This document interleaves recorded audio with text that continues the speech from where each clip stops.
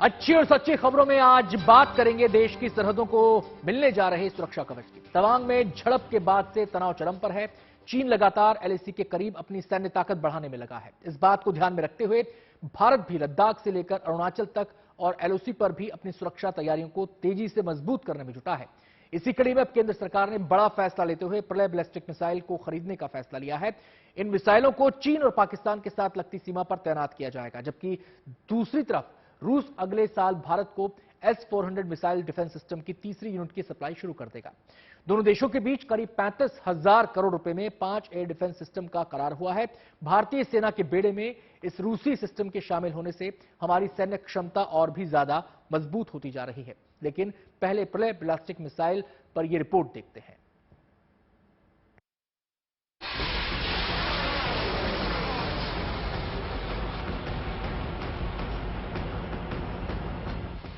इसकी रफ्तार और रेंज का नहीं है कोई तोड़।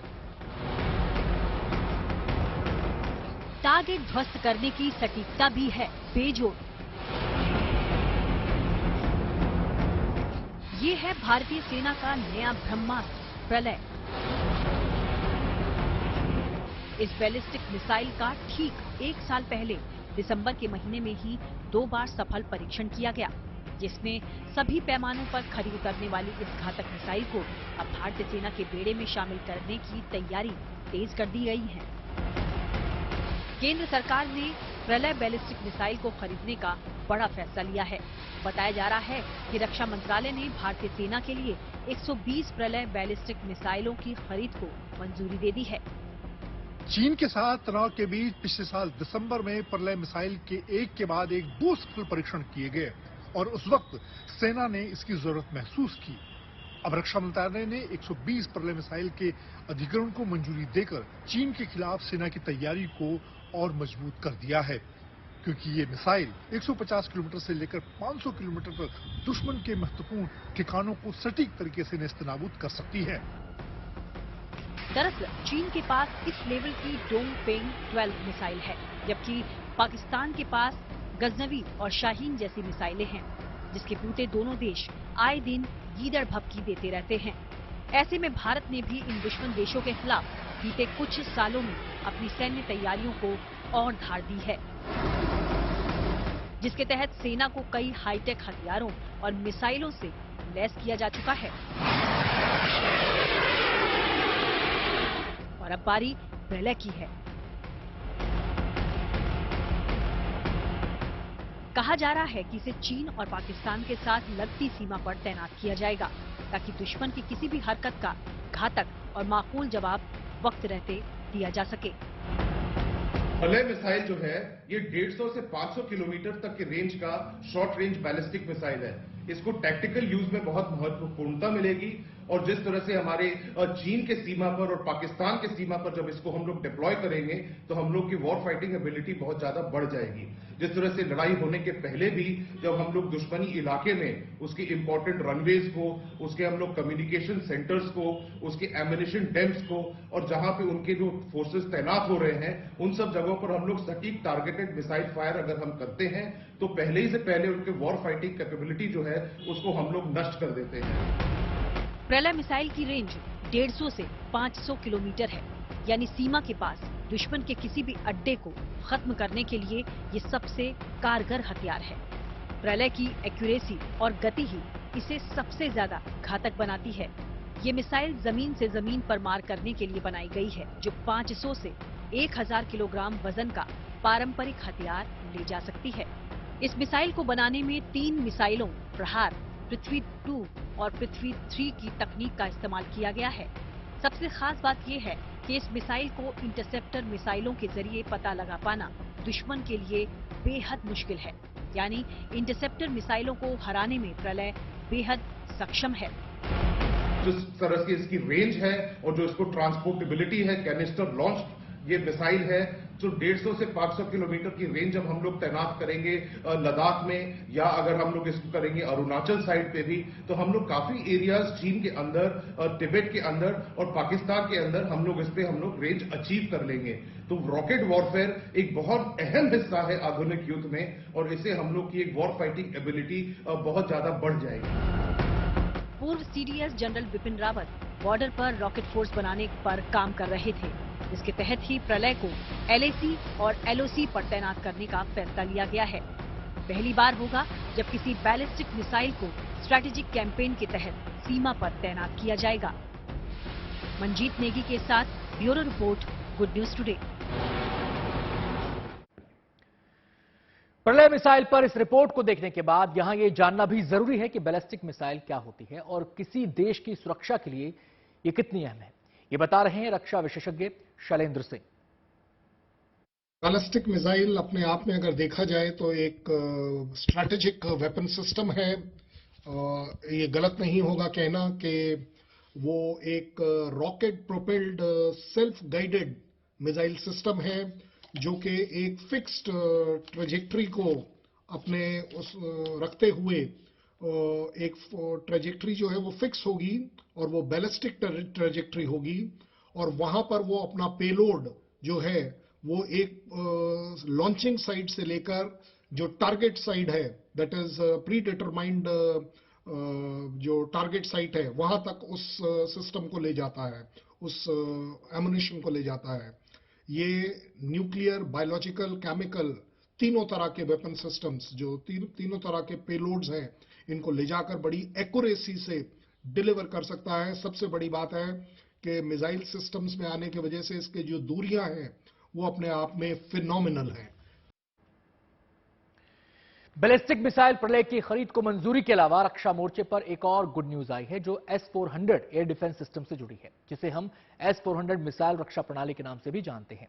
रूस से इसकी तीसरी खेप नए साल पर जनवरी या फरवरी के महीने में मिल सकती है। हालांकि पिछले 10 महीने से रूस और यूक्रेन के बीच जंग जारी है। इसके बावजूद रूस की कोशिश है कि तय समय में S-400 मिसाइल सिस्टम से जुड़ी तीसरी खेप की आपूर्ति कर दी जाए, जिसके लिए भारतीय दल समेत वायुसेना के जवान रूस में कुछ दिन पहले तक मौजूद थे। 2021 के अंत में इस मिसाइल डिफेंस सिस्टम की पहली खेप भारत को मिल चुकी है, जिसे भारतीय सेना ने दिसंबर 2021 में पंजाब सेक्टर में तैनात कर दिया था। इसी साल नवंबर महीने में रूस से इसकी दूसरी खेप भी आ चुकी है। अब अगले साल यानी 1 या 2 महीने के अंदर S-400 एयर डिफेंस सिस्टम की तीसरी खेप भी भारत पहुंच जाएगी। भारत के खेमे में शामिल इस रूसी वायु रक्षा प्रणाली से दुनिया भर के तमाम देश, खासकर चीन और पाकिस्तान, खौफ खाते हैं। दोनों देशों को पता है कि इस तरह के एयर डिफेंस सिस्टम की मौजूदगी से भारत उनके एयरक्राफ्ट को आसमान से जमीन पर पलक झपकते ही पटक सकता है। ऐसे में यह समझना बेहद जरूरी है कि इस आधुनिक मिसाइल डिफेंस सिस्टम से भारत की सीमाओं की सुरक्षा कैसे पुख्ता हो गई है। इस बात को समझने के लिए पहले हमें इसकी ताकत समझनी होगी और ग्राफिक्स के जरिए हम आपको इसकी ताकत के बारे में बताते हैं।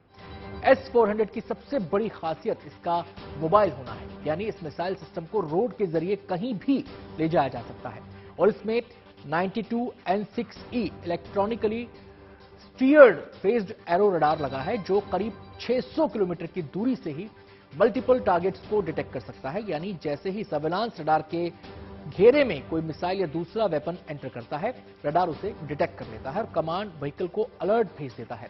अलर्ट मिलते ही गाइडेंस रडार टारगेट की पोजीशन पता कर काउंटर अटैक के लिए मिसाइल लॉन्च करता है और दुश्मन मिसाइल को तबाह कर देता है। रडार में आने के बाद 5 से 10 मिनट में ही ये ऑपरेशन के लिए तैयार हो जाता है। S-400 एयर डिफेंस सिस्टम की सबसे बड़ी बात है कि ये एक यूनिट से एक साथ 160 ऑब्जेक्ट्स को ट्रैक कर सकती है। एक टारगेट के लिए 2 मिसाइल लॉन्च की जा सकती है।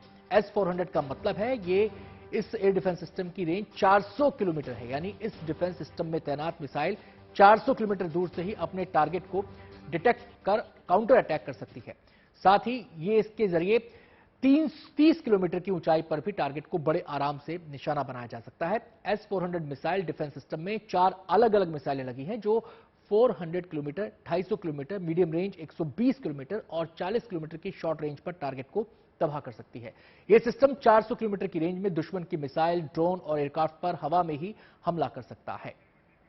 अक्टूबर 2018 में S-400 की खरीद के लिए भारत ने रूस के साथ 35,000 करोड़ रुपए की डील की थी। इस करार के मुताबिक रूस भारत को ऐसी कुल 5 यूनिट देगा, जिसमें 2 खेप पहले ही मिल चुकी है। तीसरी खेप की तारीख नजदीक आ रही है। भारत ने पहले ही S-400 मिसाइल सिस्टम के अपने पहले 2 स्क्वाड्रन को चालू कर दिया है। पश्चिम बंगाल और पूरे पूर्वोत्तर क्षेत्र में संवेदनशील चिकन नेक कॉरिडोर के साथ साथ लद्दाख सेक्टर तक निगरानी और सुरक्षा के लिए पहले 2 स्क्वाड्रन की खेप तैनात हो चुकी है, जो दुश्मन की बैलिस्टिक और क्रूज मिसाइलों, लड़ाकू विमानों और 400 किलोमीटर तक की दूरी पर उड़ने वाली मानव रहित हवाई वाहनों को रोक सकता है।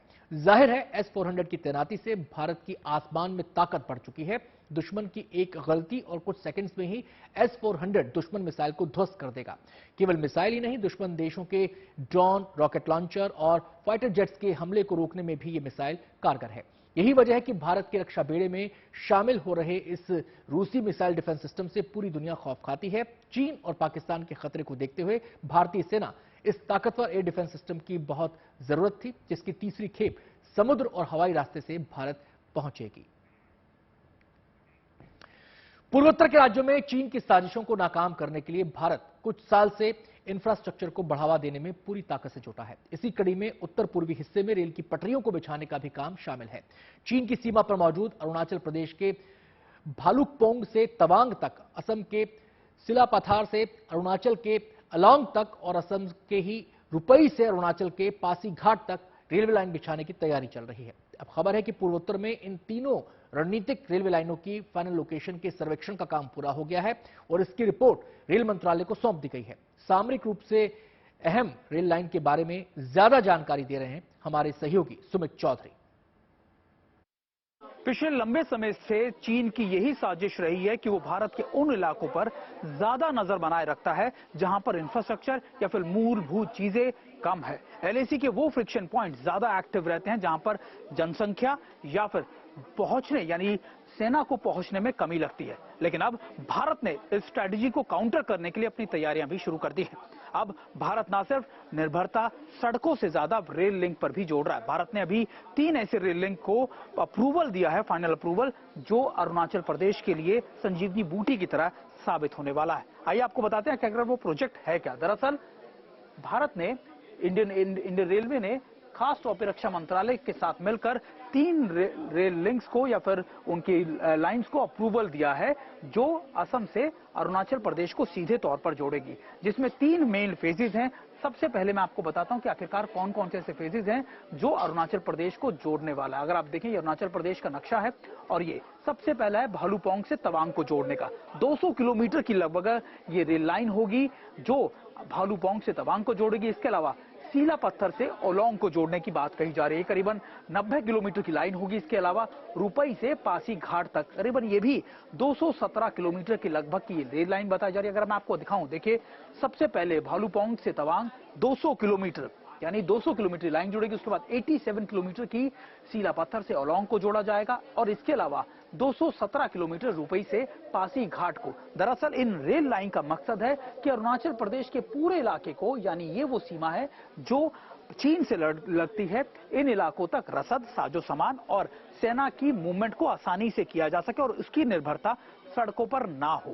वो इसलिए भी क्योंकि सड़कें अक्सर सर्द मौसम में खराब हो जाती हैं और जब यहाँ पर बहुत ज्यादा स्नोफॉल पड़ती है तो ये पासेज या फिर सड़कें बंद हो जाती है। लेकिन अगर रेल लिंक बन जाएगा तो फिर यहाँ पर 12 महीने चीजें पहुंचाई जा सकती हैं। ये आप पूरी अगर इलाका देखें, ये अरुणाचल प्रदेश और चीन का वो इलाका है जहां पर सबसे ज्यादा कन्फ्लिक्ट होता है। हालांकि अभी भी तवांग में आपको याद होगा कि कुछ ही दिन पहले चीन ने यहीं पर घुसपैठ करने की कोशिश की थी और यही वजह है कि इस प्रोजेक्ट को लंबे अरसे से इस पर काम किया जा रहा था। माना जा रहा है कि 2011 के अंदर इसको अप्रूवल मिल गया था और अब इसकी जो फाइनल लोकेशन, जो इसका जो अप्रूवल होता है वो भी इसको मिल गया। यानी 3 लाइन जो हैं, ये 3 रेल लिंक्स को जोड़ दिया गया है। रक्षा मंत्रालय के साथ साथ जो रेल मंत्रालय है वो आपस में कोऑर्डिनेशन में इसको लेकर काम कर रहा था और यही वजह कि अब इस रेल लाइन को जोड़ने पर यानी इसके फाइनल लोकेशन को अप्रूवल दे दिया गया। आप इसको अगर आसान शब्दों में समझना चाहते हैं तो आप ये समझिए कि अब इस प्रोजेक्ट को हरी झंडी मिल गई है। हालांकि इसको बनने में करीबन 10 साल का वक्त लगेगा क्योंकि ये पूरा इलाका वो है जो बहुत ज्यादा पहाड़ी इलाका है।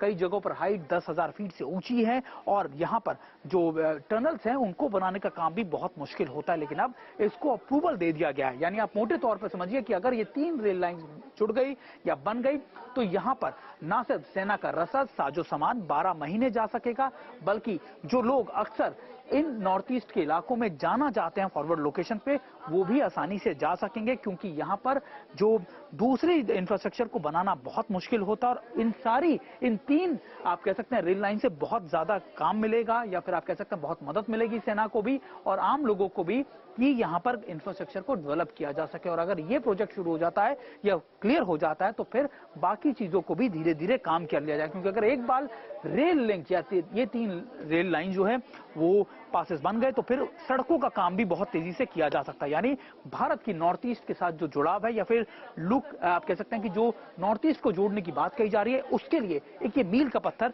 साबित होने वाला है।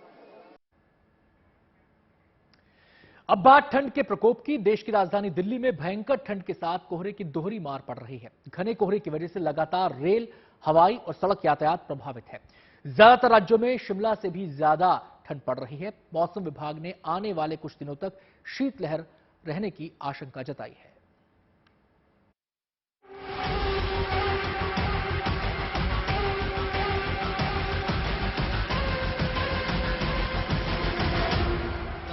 समझे कि बहुत ज्यादा ठंड पड़ रही है इस टाइम। पूरी दिल्ली में हर जगह इतनी ठंडक है, आग के बगैर गुजारा नहीं हो रहा है। लेकिन सर्दी जबरदस्त है, खूब आनंद आ रहा है। आए दिन ठंड बढ़ती जा रही है, कनकनाहट ज्यादा होती है हाथों में। ये तस्वीर कश्मीर की नहीं, राजस्थान के चूरू की है। ये वही रेगिस्तान है जहां गर्मी में पारा 50 डिग्री के पार चला जाता है और अब यहाँ श्रीनगर, मनाली की तरह जमा देने वाली सर्दी पड़ रही है। हालात ये हैं कि तापमान 0 डिग्री सेल्सियस तक पहुंच गया है। फसलों पर बर्फ जमी है। इलाके में ठंडी हवा ने ठिठुरन बढ़ा दी है। केवल चूरू ही नहीं, दिल्ली समेत उत्तर भारत के ज्यादातर राज्य शीतलहर की चपेट में हैं। राजधानी में पारा 3 डिग्री तक पहुंच गया। इसके साथ ही पूरा उत्तर भारत शीतलहर की चपेट में है।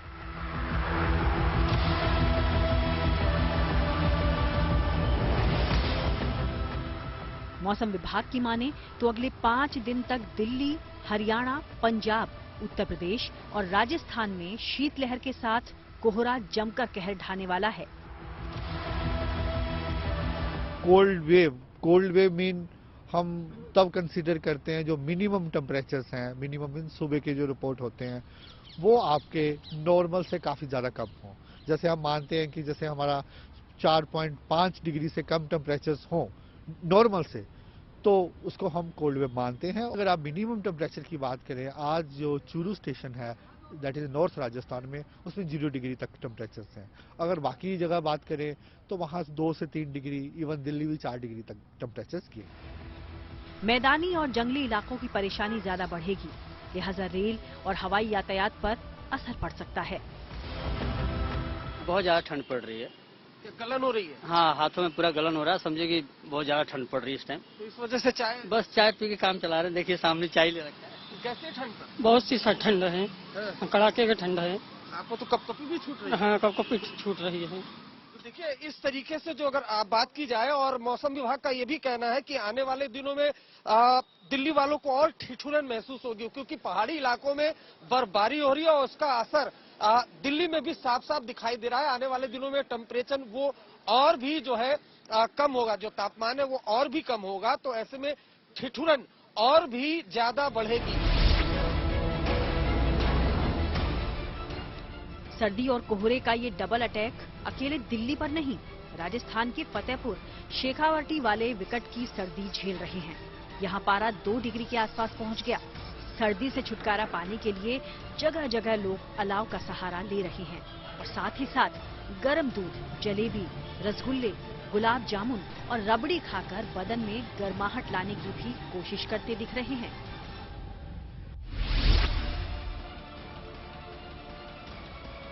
सुबह ही नहीं बल्कि दिन और रात में भी लोग ठिठुरन भरी ठंड से दो चार हो रहे हैं। लोग ठंड भगाने के लिए आग के आगे बैठे हैं और चाय की चुस्कियां ले रहे हैं। इस बार सर्दी थोड़ा लेट आई है, लेकिन सर्दी जबरदस्त है, खूब आनंद आ रहा है। ठंड के अंदर मॉर्निंग वॉक का तो क्या ही कहना, सभी पैर ओढ़ के एकदम ढक के एकदम इस तरीके से आते हैं कि हवा लगनी नहीं चाहिए, क्योंकि सर्दी बहुत भयंकर है इस बार। राजस्थान के हिल स्टेशन माउंट आबू का भी यही हाल है। आप देख सकते हैं कि कार पर बर्फ जमी है, मैदान में घास पर भी बर्फ जमी है। लोग ठंड भगाने के लिए अलाव का सहारा लेने को मजबूर हैं।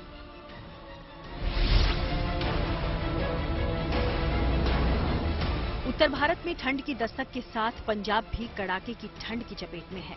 आलम यहाँ ये है कि लोग ठंड से बचने के लिए घरों से बाहर ही नहीं निकल रहे और विजिबिलिटी कम होने की वजह से गाड़ियां सड़कों पर रेंग रेंग कर चल रही हैं। चंडीगढ़ में तापमान की बात करें तो रात का तापमान 2.8 डिग्री सेल्सियस तक गिर गया, जो पिछले 2 सालों में सबसे कम है। वहीं दिन का तापमान भी 11 डिग्री तक गिर चुका है, जो पिछले 3 सालों में सबसे ज्यादा है। पड़ोसी राज्य हरियाणा और पंजाब में भी कमोबेश इसी तरह की स्थितियां बनी हुई है। एक्सट्रीमली कोल्ड वेदर और सीवियर कोल्ड वेदर कंडीशंस हैं। चंडीगढ़ में तो पहले ही लगभग एक्सट्रीमली कोल्ड वेदर कंडीशंस देखने में आ रही हैं। मौसम विभाग ने अनुमान लगाया है कि अगले 48 घंटों के भीतर चंडीगढ़ और आसपास के इलाकों में धुंध देखने को मिल सकती है। दिन के तापमान में थोड़ी सी और ज्यादा गिरावट हो सकती है, लेकिन नए साल के शुभारंभ के समय मौसम में तब्दीली हो सकती है। तब्दीली एक कमजोर वेस्टर्न डिस्टर्बेंस की वजह से आएगी। शिमला और आसपास के इलाकों में बर्फबारी हो सकती है या फिर बारिश हो सकती है। 31 दिसंबर के आसपास चंडीगढ़ में भी हल्की बारिश हो सकती है, ये मौसम विभाग का अनुमान है।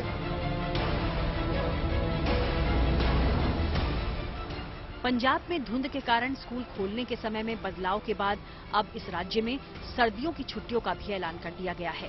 पंजाब सरकार के जारी आदेश के अनुसार राज्य के सभी स्कूल्स में 1 जनवरी तक छुट्टियां रहेंगी। दिल्ली से अरविंद ओझा और चंडीगढ़ से मंजीत सहगल के साथ bureau report, good news today. Bihar के कई इलाकों में ठंड और शीतलहर का कहर जारी है, लिहाजा प्रशासन ने बढ़ती ठंड के प्रकोप से पटना के सभी सरकारी और गैर सरकारी स्कूल 8वीं कक्षा तक बंद करने के आदेश दिए हैं। गिरते तापमान और सुबह के समय ज्यादा ठंड होने के कारण बच्चों के स्वास्थ्य पर असर न पड़े, इसी को देखते हुए 8वीं क्लास तक के स्कूलों को बंद करने का यह आदेश जारी किया गया है। क्या है पटना में ठंड के हालात और ठंड से बचाव के लिए क्या कर रही है नीतीश सरकार? देखिए पटना से हमारे संवाददाता रोहित सिंह की रिपोर्ट। राजधानी पटना समेत बिहार के कई शहरों में इस वक्त शीतलहर की स्थिति बनी हुई है। मौसम विभाग के पूर्वानुमान के अनुसार अगले 5 से 6 दिनों में और ज्यादा कड़ाके की ठंड पड़ेगी और शीतलहर की स्थिति बनी रहेगी। हालत दरअसल पश्चिम से चल रही हवाओं की वजह से और ज्यादा कनकनी और ठिठुरन पैदा हो रही है, जिससे लोगों को काफी मुश्किलों का सामना करना पड़ रहा है। सरकार की माने तो सरकार गरीब लोगों को मदद करने के लिए, जो कि सड़कों पर रहते हैं, उनको मदद करने के लिए दावे कर रही है कि पूरी कोशिश की जा रही है। उप मुख्यमंत्री तेजस्वी यादव को भी हमने देखा है पिछले कई दिनों में लगातार रात में वो निकल रहे हैं, रैन बसेरों का वो जायजा ले रहे हैं, गरीबों में कंबल भी बांट रहे हैं। लेकिन जिस तरीके की इस वक्त बिहार में ठंड पड़ रही है, उससे आने वाले कुछ दिनों में लोगों को राहत मिलने की उम्मीद नहीं है और इस बार नए साल पर भी लोगों को ठंड काफी ज्यादा परेशान करेगी, ऐसा मौसम विभाग का पूर्वानुमान है। और अगले 5-6 दिनों तक शीतलहर की स्थिति में बिहार जो है वो रहेगा और लोगों को आने वाले समय में कुछ और ठंड का सामना करना पड़ सकता है। कैमरा पर्सन नदीम आलम के साथ रोहित सिंह, पटना, GNT। अभी मौसम का मिजाज ठीक होने में कुछ वक्त लग सकता है, लेकिन इस दौरान सर्दी से बचाव बहुत जरूरी है। खासतौर पर बच्चों का ध्यान रखना बेहद जरूरी है, क्योंकि अक्सर छोटे बच्चे ठंड के सीजन में निमोनिया, नजला, जुकाम और खांसी की चपेट में आ जाते हैं। इसलिए उनको ठंड से बचाने के लिए विशेष सावधानी बरतनी चाहिए। दरअसल मौसम में बदलाव होता है तो कुछ वायरस एक्टिव हो जाते हैं और इन वायरस के कारण बच्चों में ब्रूमकोलाइटिस और ब्रोंको निमोनिया यानी सांस की दिक्कत ज्यादा होने लग जाती है। इस बीमारी में शुरू में तो खांसी जुकाम होता है, लेकिन बाद में सांस में दिक्कत हो जाती है। लिहाजा इस समय बरती गई थोड़ी सी सावधानी बच्चों को ठंड से बचा सकती है। ऐसी ही कुछ सावधानियों के बारे में हम आपको बता रहे हैं। सुबह शाम घर के अंदर रहें, जरूरी ना हो तो ठंडी हवा में बाहर ना निकले। सर्दी से बचने के लिए गर्म ऊनी कपड़े पहने और जब भी घर से बाहर निकल रहे हैं तो शरीर को अच्छे से ढक कर रखें। नजला जुकाम वाले मरीजों से बच्चों को दूर रखें। ठंडी चीजें खाने से बचें, बच्चों को पानी में बार बार भीगने से बचाएं। ये तमाम वो उपाय हैं जिनको करके आप बच्चों को ठंड के असर से, उसके साइड इफेक्ट से बचा सकते हैं। ठंड के साथ साथ कोरोना बढ़ने के मामले भी आ रहे हैं, लिहाजा इस समय ज्यादा सावधानी बरतने की जरूरत है। ठंड में बीमार पड़ने से सीधा असर इम्यूनिटी पर पड़ता है और इम्यूनिटी बिगड़ते ही कोरोना के ज्यादा चांस बढ़ जाते हैं। ऐसे में खुद को और बच्चों को ठंड से बचाना बेहद जरूरी है। कैसे करें बचाव और कोरोना के बढ़ते प्रकोप के बीच कैसे बच्चों को ठंड से बचाया जा सकता है, जानते हैं डॉक्टर्स का इस पर क्या कहना है। ठंड का कहर जारी है और ऐसी स्थिति में शायद घर से बाहर निकलने के लिए भी 100 बार सोचना पड़ रहा है।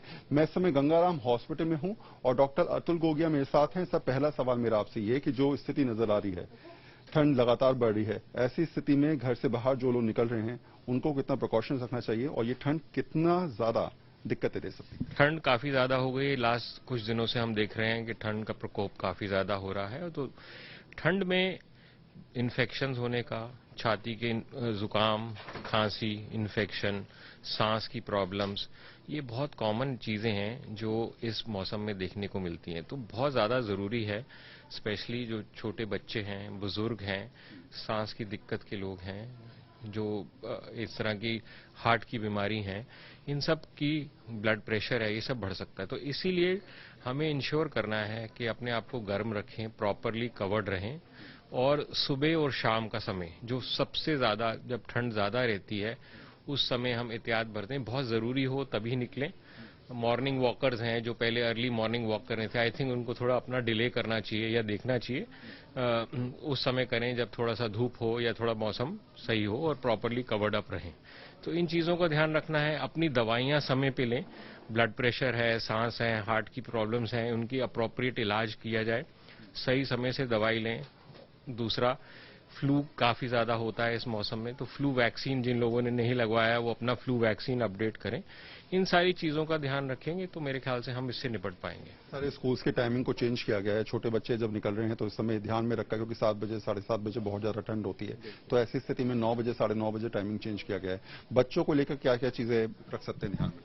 बिल्कुल, सुबह 6:30 7 बजे घर से निकलते हैं, सर्दी है। मेरे ख्याल से अब तो विंटर ब्रेक शुरू हो गया है या शुरू हो रहा है, तो वो एक सही डायरेक्शन में रहेगा, क्योंकि जो छोटे बच्चे हैं विंटर ब्रेक हो जाएगा तो वो बाहर निकलना सुबह होगा।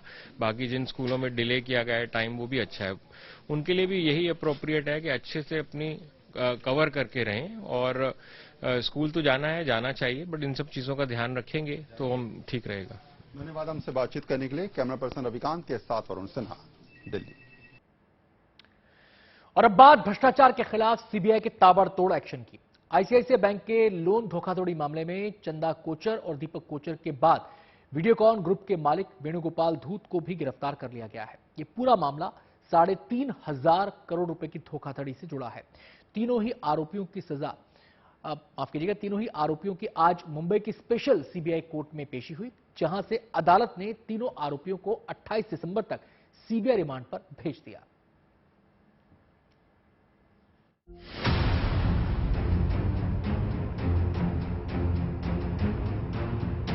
आईसीआईसीआई लोन फ्रॉड केस से जुड़े ये 3 बड़े चेहरे, चंदा कोचर, उनके पति दीपक कोचर और वीडियोकॉन ग्रुप के मालिक वेणुगोपाल धूत, जो इस वक्त सलाखों के पीछे पहुंच चुके हैं। मामले की जांच करने वाली सीबीआई ने लंबी चली तफ्तीश और पूछताछ के बाद अब वेणुगोपाल धूत को भी गिरफ्तार कर लिया है। गिरफ्तारी के बाद जब सीबीआई टीम वेणुगोपाल धूत को अपने साथ ले जाने लगी तो मीडिया ने वेणुगोपाल से कई सवाल किए, मगर उन्होंने किसी सवाल का जवाब नहीं दिया। वेणुगोपाल जी कुछ बोलना है? कुछ बोलना चाहेंगे? वेणुगोपाल जी, आपने ईडी को स्टेटमेंट दिया था, उसके बारे में कुछ बोलना चाहेंगे? वेणुगोपाल जी कुछ बोलना चाहेंगे? इससे पहले इसी मामले में कभी बैंकिंग की दुनिया की दिग्गज रही चंदा कोचर और उनके पति दीपक कोचर को भी सीबीआई गिरफ्तार कर चुकी है। आपको बता दें, चंदा कोचर और दीपक कोचर को 23 दिसंबर को अरेस्ट किया गया था। उसके बाद उन्हें कोर्ट में पेश किया गया और 26 दिसंबर तक की कस्टडी दी गई थी, जिसके बाद आज उन्हें फिर पेश किया गया था और आज सुबह ही वेणुगोपाल धूत को भी अरेस्ट किया गया, जिन्हें आज 28 दिसंबर तक कस्टडी में भेज दिया गया है। तीनों को ही अब सीबीआई आपस में कन्फ्रंट करेगी, आमने सामने बिठाकर पूछताछ करेगी, जिसके बाद फिर कोर्ट में उन्हें पेश किया जाएगा। ये पूरा मामला करीब 3,250 करोड़ रुपए की धोखाधड़ी से जुड़ा है, जो 2018 में सामने आया था और फिर 2019 में जांच एजेंसी ने इस मामले में एफआईआर दर्ज कर मामले की जांच शुरू की, जिसमें पता चला कि 2009 में आईसीआईसीआई बैंक की कमेटी ने वीडियोकॉन इंटरनेशनल इलेक्ट्रॉनिक्स लिमिटेड को 300 करोड़ रुपए का लोन मंजूर किया। बैंक की जिस कमेटी ने वीडियोकॉन का ये लोन मंजूर किया, उसकी हेड चंदा कोचर थी। चंदा कोचर पर आरोप है कि उन्होंने बैंक की सीईओ और एमडी रहते हुए नियमों को ताक पर रखते हुए वीडियोकॉन ग्रुप को लोन दिया। लोन मिलने के बाद वीडियोकॉन ने न्यू पावर रिन्यूएबल लिमिटेड में 64 करोड़ रुपए का निवेश किया। इस न्यू पावर रिन्यूएबल कंपनी की शुरुआत चंदा कोचर के पति दीपक कोचर और वीडियोकॉन के मालिक वेणुगोपाल धूत ने मिलकर की थी। 2009 में वीडियोकॉन ग्रुप के मालिक वेणुगोपाल धूत ने न्यू पावर रिन्यूएबल के सारे शेयर दीपक कोचर के नाम कर दिए। इस 300 करोड़ के अलावा आईसीआईसीआई बैंक ने 2009 से 2011 के बीच वीडियोकॉन ग्रुप को 5 अलग अलग लोन के जरिए 1,575 करोड़ रुपए दिए। सीबीआई का आरोप है कि चंदा कोचर ने अपने पद का गलत फायदा उठाया और गैर कानूनी तरीके से वीडियोकॉन को ये लोन दिए और बदले में उनके पति दीपक कोचर को वीडियोकॉन ने करोड़ों रुपए का फायदा पहुंचाया। इन सारी चीजों को देखते हुए 2019 में केस रजिस्टर किया गया।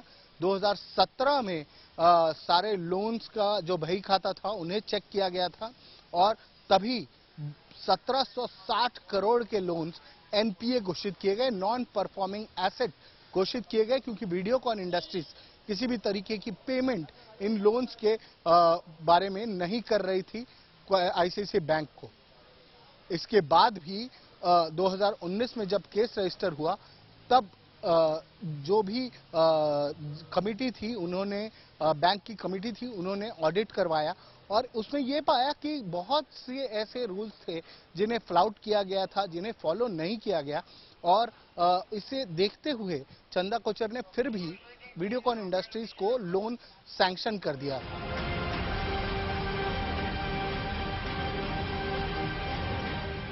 सीबीआई का दावा है कि उसके पास तीनों आरोपियों से जुड़े कई पुख्ता सबूत हैं और माना जा रहा है कि वीडियोकॉन लोन धोखाधड़ी के इस मामले में वो जल्द ही चार्जशीट अदालत में दाखिल कर सकती है। Divyesh Singh, Mumbai, good news today.